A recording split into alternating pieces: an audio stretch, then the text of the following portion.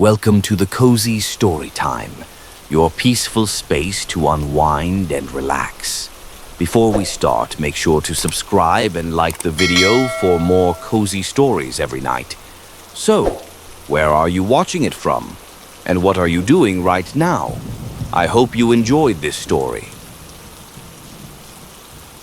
Tonight, let yourself drift into a world where magic breathes softly in the walls, where candlelight dances across stone halls, and secrets sleep beneath ancient roots. This is not a tale of loud spells or fierce battles. It's a quieter kind of magic, one that hums beneath your skin, one that waits to be found. So close your eyes, let your breath slow. The rain might be falling outside, or maybe the stars are watching you through your window. Wherever you are, you're safe here. Now, take a deep breath, and let me tell you a story. A gentle mystery that begins in the heart of Hogwarts. A story called The Search for the Ancient Stone. You stand atop the astronomy tower, where the sky stretches like an ancient scroll, unreadable and immense. The night is quiet but not empty. It hums with something older than Hogwarts itself, something buried in the sigh of the wind and the blink of faraway stars. The air is cool, slipping around your neck like a silk scarf left too long in a forgotten drawer. There's lavender in it and something smokier, like old parchment singed at the corners. Your fingers rest lightly on the cold stone railing, damp with dew. You came here to be alone, not for sadness, not even for reflection, but because something about the height and the hush calls to you, like a dream you almost remember. You look out at the black velvet horizon, where the forbidden forest is only a darker blur against the sky, and the great lake catches stars like it's holding secrets. And maybe it is. Everything at Hogwarts holds secrets. The bell tower chimes once. Just once, and the sound travels through your bones, gentle but deep. It's almost as if it comes from within you, a pulse that isn't yours. You shiver, not from cold, but from the sudden knowing that you are not quite alone. You don't turn at first when you hear the whisper. It's not a voice, not exactly. More like the memory of a voice, a breath tucked behind the wind. The stone is not lost. It sleeps. The words are not in your ears. They're inside you, like you've remembered them rather than heard them. The sky above you does not respond, but something shifts, like a page turning in a book you didn't know you were reading. It takes a moment for your breath to return to normal. You don't move, not even a blink. It feels as though the entire world is holding its breath with you. You glance over your shoulder. Just once. No one. No shadows save for your own. Yet the certainty in your chest has already taken root. Something is beginning. The next morning, the sky is pale and quiet, as if the night before never happened. But you carry the whisper with you like a secret tucked in your pocket. You wander the hallways, moving slower than usual, listening more closely. The paintings seem to watch you longer. The suits of armor creak more often. You imagine their heads tilting behind your back. It could be your imagination, or not. At Hogwarts, that line is always blurred. In your Ancient Runes class, Professor Lysandra Thorne watches you with narrowed eyes, not unkind, but discerning. She's tall, with graying hair pinned in a spiral, and robes that always smell faintly of ink and rain. She teaches like someone who speaks more to the past than the present, and today she watches you for too long. You try to look away, to hide the tension in your shoulders. But after class, as you pack your satchel, she approaches. Her voice is soft but low and precise. "You've heard something," she says. Not a question. You freeze, your eyes meet hers, blue, like old water under ice. Still, patient, you nod, barely. "Come to my office after supper," she says, and walks away without waiting for a reply. The hours between lunch and evening pass slowly, like honey dripping from a spoon. You attend your classes, but nothing sticks. The whisper circles in your head like a gentle wind through tall grass. You don't tell anyone, not even your friends, especially not Amari. Amari, someone you've known since first year. Silent, deliberate, always seeming to know more than she says. She doesn't walk, she drifts. Her words come like soft footsteps in snow, quiet, yet impossible to ignore. Her presence is calming and strange all at once, like the forest before a storm. And lately she's been watching you. You feel her eyes when you're in the library, when you cross the courtyard, when you're halfway through a sentence and suddenly forget what you were saying. She doesn't ask questions. She doesn't need to. She sees things. And though she's never said a word about the stone, you can't help but wonder if she already knows.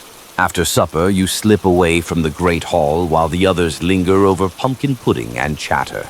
You move through quiet corridors, lit by hovering candles that flicker like drowsy fireflies. The portraits murmur greetings or yawn their disinterest.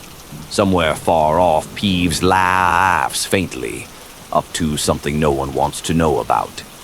Professor Thorne's office is tucked behind a long-forgotten classroom near the west wing. The door is old oak, etched with runes that pulse faintly in your peripheral vision.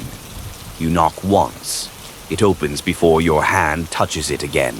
The room is dim and warm. Walls lined with scrolls and leather-bound tomes. The air smells of ash, dried herbs, and something faintly metallic, like iron left out in the rain. A single globe of amber light floats near the ceiling, casting soft shadows like ripples on water. Professor Thorne sits behind a low desk, her long fingers steepled. A cup of tea steams beside her. She doesn't offer you any. "I thought it might be you," she says. You blink. "What do you mean?" She gestures to a stone pedestal near the far wall. On it rests a small blackened shard, nothing impressive, charred like bone burnt in fire. You feel a chill crawl up your arms just looking at it. "That is all that remains of the ancient stone," she says. "Or so we thought." You glance at her. "You mean—" She nods slowly. "It was broken, scattered, but not destroyed. Pieces endure, and the core—" Her eyes meet yours, unreadable. The core calls to its next bearer. You feel a strange weight in your chest, as though your heart has been dipped in cool wax. "Why me?" Her voice turns quieter, but not gentler. "Some say the stone chooses. Others believe it simply returns to those who need it, or those who are strong enough to use it." "Use it for what?" She doesn't answer right away. Instead, she stands, walks to the window. The glass is fogged, hiding the night. The ancient stone was not meant for power, not in the way people crave it. It is a key, she says, and keys open doors. You're not sure you understand, but something in you resonates with the word key. A feeling in your stomach like a lock just clicked open. "I believe," she says, turning to you, "you've been chosen to find it. Not for yourself, for the world, before someone else does." There is a pause, long and soft as snowfall. You almost ask who else is looking, but you already know the answer, or part of it. Amari. You can feel her name settle on your tongue like a prophecy. Professor Thorne watches you carefully. "Will you help me uncover the truth?" You think of the whisper, of the cold sky, of stars watching. You nod. She doesn't smile. She only says, "Then we begin tomorrow. Sleep while you can." And so you walk back through hushed corridors, past portraits already asleep in their frames. The castle is quieter than usual, as if it, too, is waiting. Outside, the wind rises just enough to brush against the windows like a sigh. The stone is not lost, it sleeps, and you are the one it called. The great hall hums with the soft chatter of morning. Outside, the sky is still a dusty gray, like parchment washed in mist. The floating candles burn low and flicker gently, their flames swaying as though rocked by invisible lullabies. You sit at the far end of the table, spoon in hand, staring at the porridge that's grown cold. Around you, the world seems to blur. Laughter, footsteps, the clink of cutlery, all muffled like sounds underwater. You haven't spoken since last night. Not really. The whisper of the wind in the astronomy tower still coils in your memory like a thread tugging softly at your thoughts. And Professor Thorne's words, quiet, deliberate, final, linger with a weight that feels like velvet soaked in rain. The ancient stone isn't gone. It's waiting, and somehow it has chosen you. You press your fingers against the edge of your bowl. The wood is warm, smooth, grounding, but it doesn't stop the sense that something has shifted, quietly, permanently. Across the table, Amari is watching you. She sits a few seats away, alone as usual. She rarely eats with the others, never loud, never eager to be surrounded. Just there, always there.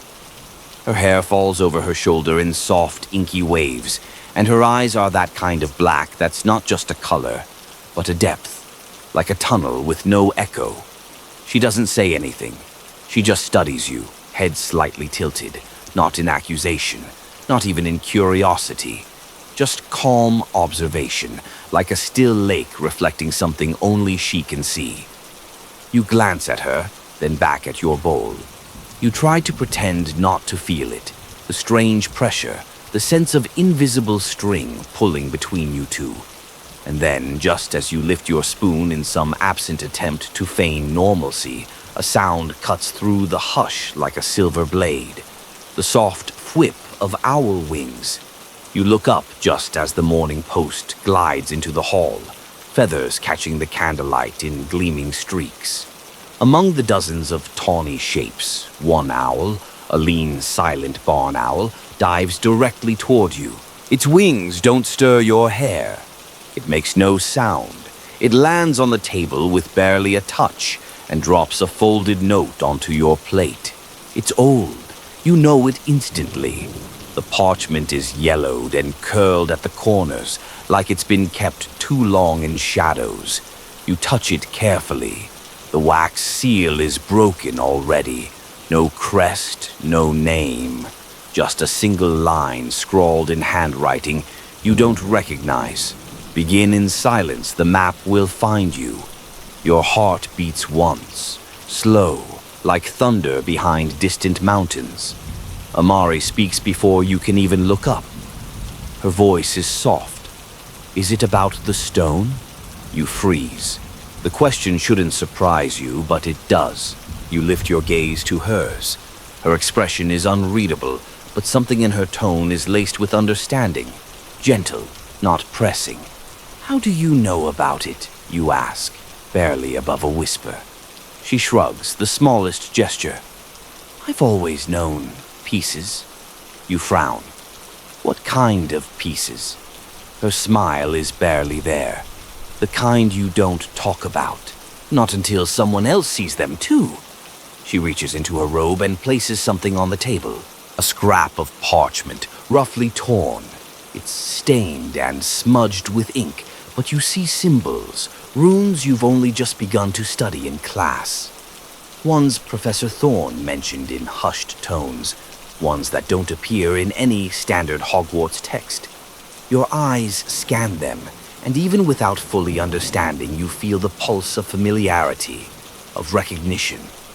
Amari leans forward, close enough that you catch the scent of something cool and earthy, like snow falling on pine needles. There's more, I dim may, she says. But it doesn't show itself all at once. It comes when it's ready. You glance around. No one's listening. No one's watching. The great hall is still humming, but it feels far away, as if you've stepped into a corridor inside the world where everything moves slower, softer. She nods toward the note still in your hand. Who sent it? I don't know, you say. But even as you say it, you're not sure it's true. Something about the handwriting, the tone. It reminds you of the wind in the tower. The not quite voice that woke you. You fold the note, slip it into your pocket. A part of you wants to hand it over to Professor Thorn, but another part, quiet and stubborn, tells you not to.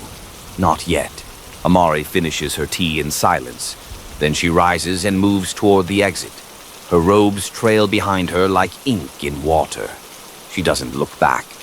But just before she vanishes through the archway, she says without turning, "I think the map is already looking for you." The words settle in your chest like a feather on snow. You leave the great hall soon after, stepping into corridors lit with weak morning light. Shadows cling to the stone walls like secrets that don't want to be woken. The castle feels more alive today, more alert. The portraits follow you with their eyes, whispering behind their painted hands. The floorboards creak not under your feet, but just ahead, like something unseen is always leading you, just out of reach. You stop outside the library. You didn't mean to come here. Your feet just brought you. The great doors are closed, but you push gently and they give way with a long, low groan. Inside, the air is warm and heavy, thick with dust and knowledge. The scent is comforting. Leather bindings, ink, and time. Rows upon rows of books stretch into stillness. The lamps haven't been fully lit yet. Everything glows gold and amber, as though the room is suspended in a slow, golden dream. You wander past the restricted section, fingers grazing the shelves. Nothing calls to you until it does. A book, thick and unremarkable, slides forward with a low hiss. You pause. There's no title on the spine, no markings. You pull it free. Inside, pressed between pages brittle with age, is a map. Not of Hogwarts as it is, but Hogwarts as it was, and on it, glowing faintly beneath the ink, is a rune you recognize from Amari's parchment. A starting point, a place that does not exist anymore. But perhaps if you begin in silence, the map will find you. The morning breaks gently, as though it, too, is unsure of what the day might hold. Mist drapes over the grounds of Hogwarts like a sleeping veil, soft and unmoving. You step out of the castle with your cloak wrapped tight, the damp grass brushing your boots, and every step feels like stepping deeper into a memory. You're not sure why you came to the greenhouses, only that it felt necessary. The path curves through the herb garden, past the gnarled trees where bowtruckles nest, and down toward Greenhouse 4, the one furthest from the main path, where Professor Tamsin keeps the more delicate, more dangerous flora. You remember from class, this greenhouse hums at night. No one knows why. It's nearly empty when you push the door open. The glass panels are fogged from within, but light streams through them like watercolor. A warm, humid scent greets you. Earth, sap, crushed leaves, and something sweet, like the ghost of jasmine. The air feels thick, alive. Inside, rows of verdant plants stretch out in untamed arrangements. Some glow faintly, some twitch when touched by light. Some bloom only in shadows. You walk slowly among them, letting your fingers drift just above their petals. It's quiet, save for the rhythmic drip, drip of condensation falling into pots below. You don't know what you're looking for, only that something waits. And then you hear her. You're not supposed to be here. Professor Thorn's voice comes not from anger, but from somewhere deeper. Concern, maybe, or weariness. She steps out from behind a curtain of ferns, her robes streaked with soil, sleeves rolled up to her elbows. There's a small spade in her hand and a streak of dirt across her cheek, but her eyes are clear, alert. "I could say the same to you," you reply, surprised at your own steadiness. She tilts her head, studying you. Greenhouse 4 isn't part of the usual herbology curriculum. I followed something. Professor Thorne wipes her hands on her apron and gestures for you to follow her. You move past a cluster of moonshade lilies and into the corner of the greenhouse, where a work table is covered in scattered notes, small potted saplings, and a globe of shifting moss. This place remembers things, she says quietly. It grows what it's told to forget. You blink. That doesn't make sense. It wouldn't, she replies. Not yet. She picks up a piece of parchment and holds it out. It's an old drawing, smudged with water stains, what looks like a plant but unfamiliar. Thin, curling tendrils spiraling inward around a seed that glows with pale fire. It's called thistle root, she explains. Long extinct, or so we thought. It only blooms near sources of ancient magic, when the veil between memory and matter wears thin. You hold her gaze. Like the stone, she nods slowly. Something's waking, she says. Not just the stone, but what it once held back. You think of the fragment in your pouch, nestled like a coal in velvet. What did it hold back? Professor Thorne doesn't answer. Instead, she walks to the far corner and pulls aside a curtain of vines. Behind it, a small alcove, a pool no wider than a basin set into the floor, filled with dark water so still it seems solid. Above it, the air is strangely cool, and your breath catches in your throat. She kneels and touches the surface with one fingertip. Ripples expand outward and the reflection changes.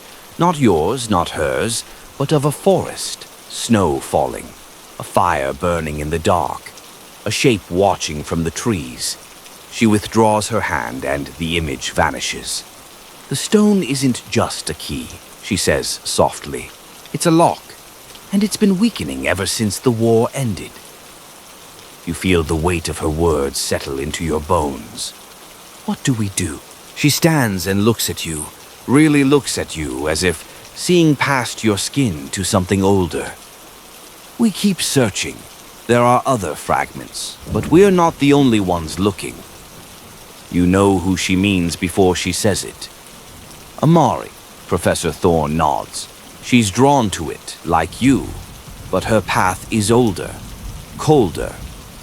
She's not the enemy, you say, without fully knowing why. No, Thorne agrees, but she's not your ally either. Not yet. You remember Amari's face in the candlelight, her voice like snow, her hands never quite touching the stone. She gave me the first clue, you say. She could have taken the fragment. She didn't, Thorne says, and that means something. Outside, the wind picks up, rustling the leaves in a slow, swaying rhythm.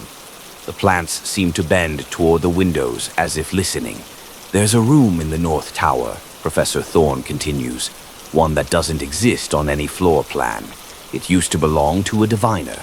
She kept records of magical relics too dangerous to destroy. You may find answers there, or at least a direction. You nod, committing the words to memory.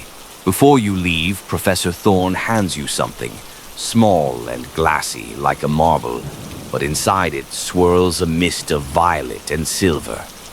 A scry bead, she says. It will glow near traces of the stone's magic. You pocket it, the warmth of her hand lingering on yours. As you step out of the greenhouse, the mist has lifted slightly. The sun peers through the clouds, soft and diluted like honey in tea. The world feels both heavier and more awake. A rhythm thrums beneath your feet, not loud, but insistent. You wonder if the castle knows, if the trees outside are whispering, if the shadows in the corridor have names you've yet to learn. You think of Amari's words. It will awaken either way. You press your palm gently to the pouch where the fragment rests, and you keep walking. The castle speaks in sighs tonight. You hear them as you make your way toward the North Tower. Not voices, not words, but breath. The soft exhale of stone that has watched centuries drift by like clouds. The air grows cooler with each stair you climb, the torches fewer. Moonlight slips through the tall arched windows in pale ribbons, laying silver across your path. Every step feels like treading deeper into a thought that isn't your own. You reach a landing. The tower spirals up and up, but here, where the air is thinnest and the walls closest, you stop. Because the wall to your left isn't quite a wall. You feel it before you see it. A pressure, a humming in your ribs. The scry bead in your pocket pulses faintly, warm against your side. There is no door, only a blank patch of stone the color of ash. But something waits beneath the surface. You reach out, fingertips brushing the wall. And in that moment, you are certain the wall breathes. Not in and out, not like lungs, but like something sleeping under a blanket. You whisper, uncertain why. I'm listening. The stone does not move. Instead, the silence behind it shifts, tightens, and then releases. With a sound like unfolding parchment, a seam appears, a line, then a shape, a doorway, etched in the wall by threads of faint light. The door opens inward soundlessly. Inside, the room is circular, narrow, cold. Not the cold of wind or weather, but the cold of time long sealed. Shelves line the walls, reaching to a ceiling lost in shadow. Each shelf is full, but not with books.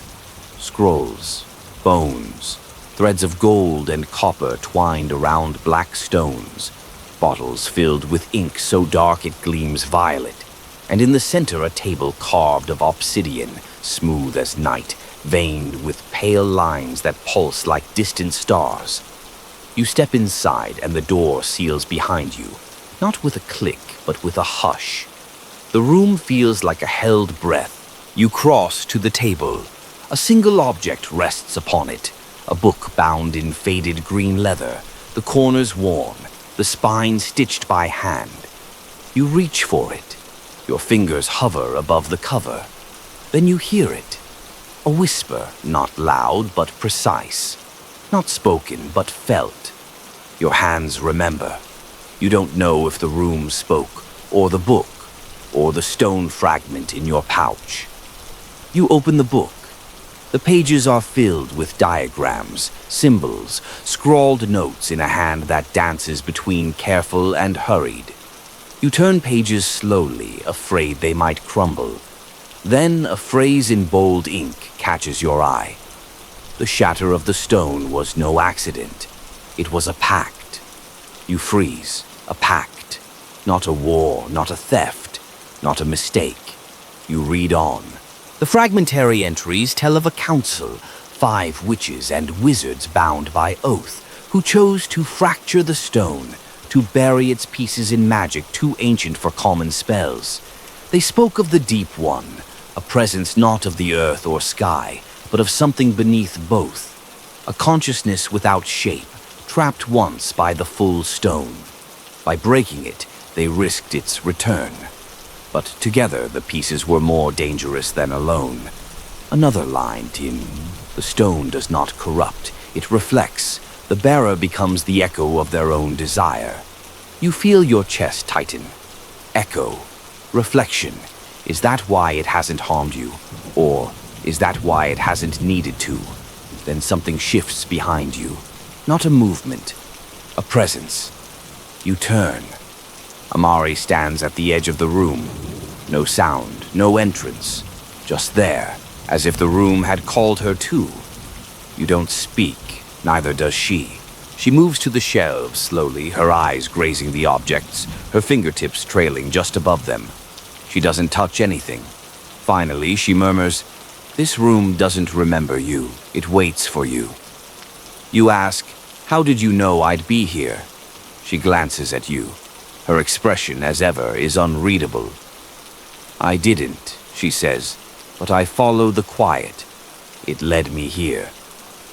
You close the book, cradling it carefully. "Did you know?" you ask, "about the pact?" She nods slowly. "I suspected. The fragments. They don't sing the way they should. Not broken by force. Broken by purpose. You study her in the faint light. There's something in her posture, guarded but not tense, as though she is made of glass and shadows, breakable only in silence. Why help me, you ask? A pause, then, because you haven't asked the wrong questions yet. The answer is not comforting, but it's not cruel. You watch her move toward the table, where she places a small item, a silver charm shaped like an eye, ancient and dulled. A ward, she says, without looking at you, to keep what watches from seeing too closely. It will hold for a time. She turns to leave, then stops in the doorway that has now reappeared in the stone. It's not about finding all the pieces, she says. It's about choosing what to do when you have them. Then she is gone. You're left alone with the book, the table, and the silence that now feels like it's waiting for an answer. The room does not close again. It remains open, listening. You step out and the moon greets you.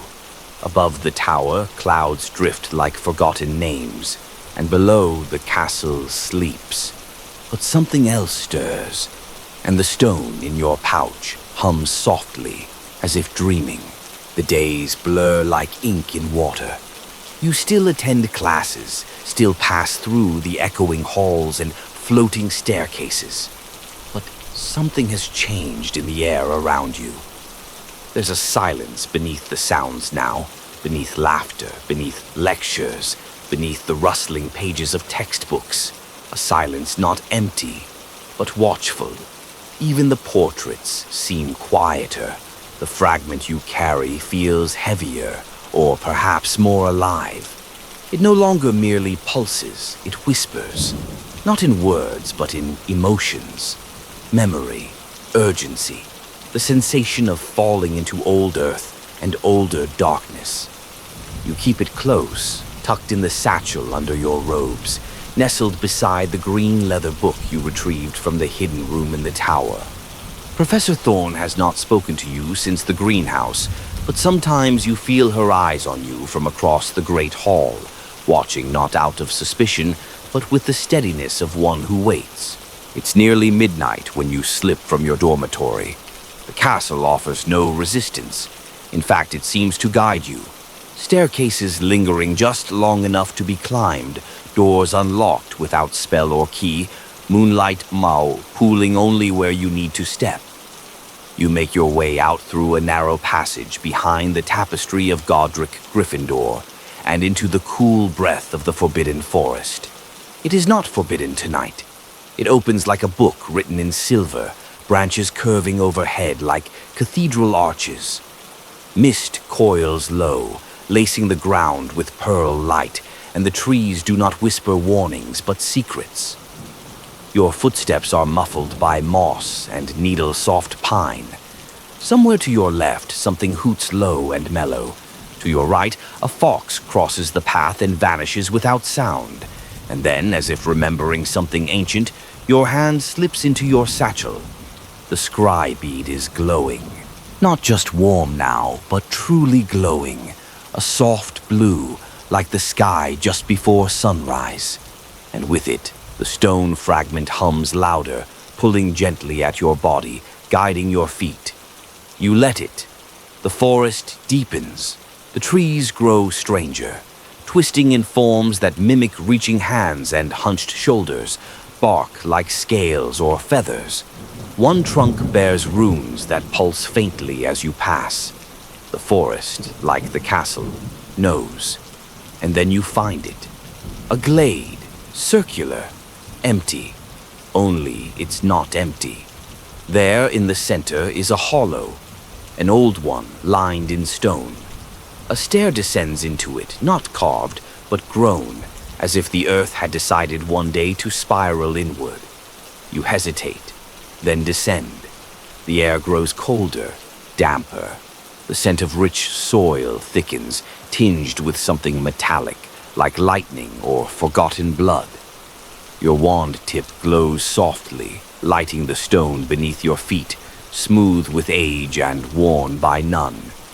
You reach the bottom. The passage opens into a cavern, not a cave, a structure. Pillars rise around you, twisted with roots and carved with reliefs of creatures you do not recognize. Things with too many eyes or none at all. Things with wings that bend the wrong way. A circular altar sits in the center, worn flat by time. Around it, a ring of empty sconces. You step closer, and suddenly a voice behind you. You weren't meant to find this alone. You don't startle. You knew she would come. Amari stands at the edge of the circle, her face lit by the faint blue of your scry bead. Her expression is unreadable, but not cold. How did you... She cuts you off gently. You opened the tower. You awakened the seed. The forest always answers those who carry pieces of the whole. You lift the fragment from your satchel, holding it in your palm. Its glow has changed. Brighter, yes, but also deeper, as if it remembers this place. Is this where it was made, you ask? Amari steps forward. Her boots make no sound on the stone. No, she says, this is where it was promised. You wait. She kneels beside the altar, her fingers tracing a groove worn into the surface. The stone was not forged. It was given by something older than us. The Deep One does not speak in words, but in bargains. It gave a gift and asked for nothing in return. But there's always a price, you say. She looks up. Yes, and they paid it, with silence, with forgetting. But that silence is ending. She reaches into her cloak and pulls something out, a second fragment. Yours hums in response. When she places hers on the altar, it does not clatter. It settles like a piece of something returning to its source. You step forward, hesitant. Why are you doing this, you ask? You could have hidden it, kept it, used it. She sighs. I've seen what using it means. Power, yes, but not yours. Never yours. It fills the space where you used to be. Your hand trembles as you place your fragment beside hers. A low sound thrums through the stone, a heartbeat felt in the soles of your feet, the roots in the ceiling, the breath in your lungs. Then silence again. 2 down, Amari whispers. 3 to go. You turn to her. Will you stay? For a moment, she doesn't answer. Then she says, I'll walk as far as the next breath allows. And in that strange, sacred stillness, the forest listens again. Above you, the trees shift. Below you, the earth waits. And somewhere, far beyond, something stirs. It is not waking. It is remembering. It is raining when you return to the castle. Not a storm, but the soft kind of rain that whispers against the windows like a lullaby. It blurs the world, smooths its edges. Everything is gray and green and silver, like walking through the memory of a forest.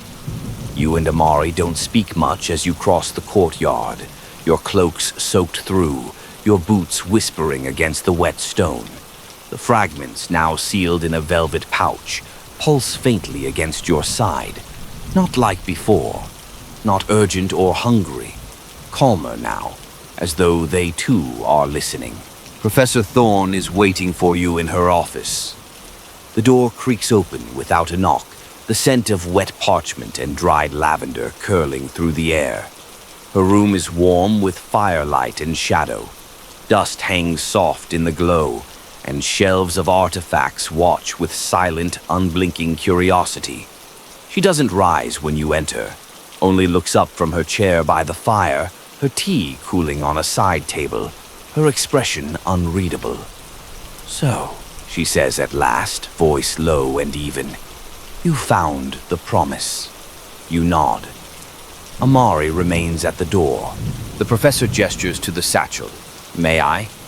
With slow hands, you pull the velvet pouch free and place it on the table. It makes no sound as it lands, but something in the air tightens, like the brief tension before a candle flickers. Thorn stands and crosses the room with a grace that belongs to someone who has done this many times before. She opens the pouch. The two fragments glow faintly, casting shadows that sway like reeds in water.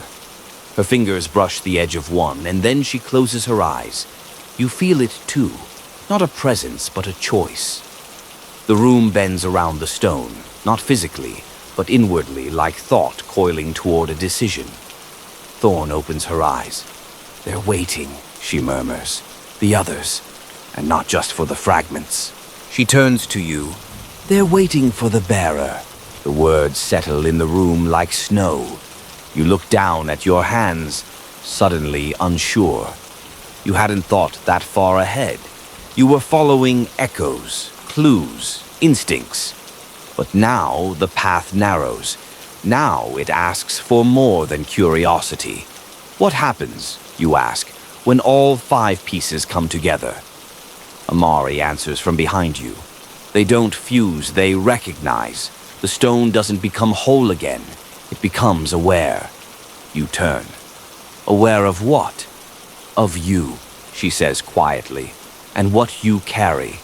Professor Thorn adds, there are 2 truths about ancient magic. 1, it never dies. 2, it always returns home. She nods toward the fragments. You may not be the last bearer, but you are the next. Silence returns. You think of the forest, of the altar deep in the earth, of the feeling when the 2 pieces touched, like a breath drawn before a name is spoken. You think of the book, of the phrase, the bearer becomes the echo of their own desire. You ask, what if I don't know what I want? Thorn tilts her head. Then the stone will show you, or it will wait. And in the quiet that follows, you realize something deeper. The question isn't just whether the stone can be reassembled, it's whether it should be, whether anyone can carry that kind of reflection without shattering. That night, you dream, not of the castle or the forest or even the fragments. You dream of water, a still lake, black and silver under a moon that does not shine, but listens.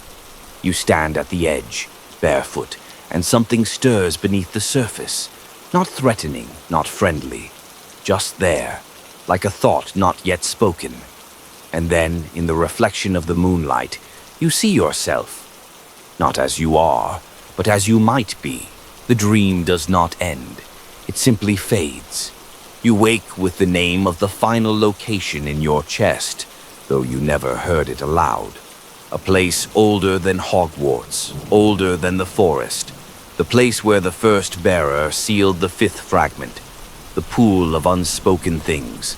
Professor Thorn confirms it without surprise. There's a path, she says, tracing a line across a weathered map. Old, dangerous, hidden between the folds of this world and the next. The magic there doesn't bend. It waits.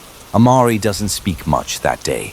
But when you stand on the edge of the path the next evening, with the wind moving through the heather and the sun slipping low, she touches your shoulder once. If the stone sees you, she says, don't look away. You nod and begin walking. The path is narrow, shifting, like walking through a thought made of mist. Shadows move where there is no light. You walk not just forward, but inward, through memory, through fear, through longing so old it tastes like metal on your tongue. At last, the pool, still, wide, endless, no ripples, no wind, just silence. You reach into your satchel. The 2 fragments glow, stronger now. They pulse like heartbeats, like wings. Then, 3 more lights flicker into being around the edge of the pool. Not people, just fragments, hovering, waiting, as if called by your presence, as if drawn. You step forward, the fragments circle you, soft orbs of colored fire casting long shadows across the water. And then, like a sigh, they begin to spiral inward. You don't move, you don't breathe. They draw together, not colliding, but folding, like pages of a book returning to the spine. And then, a sound like wind through leaves, but deeper, older. The fragments become something more. The stone is whole, and it is looking at you. You don't see a face, you feel a knowing, a pull. The stone does not ask, it waits. And so you do something simple, something quiet. You close your eyes, and you listen. In that moment, you are not afraid, not of the darkness, not of the power, not even of yourself, because you understand now. The stone doesn't choose the strongest or the most clever.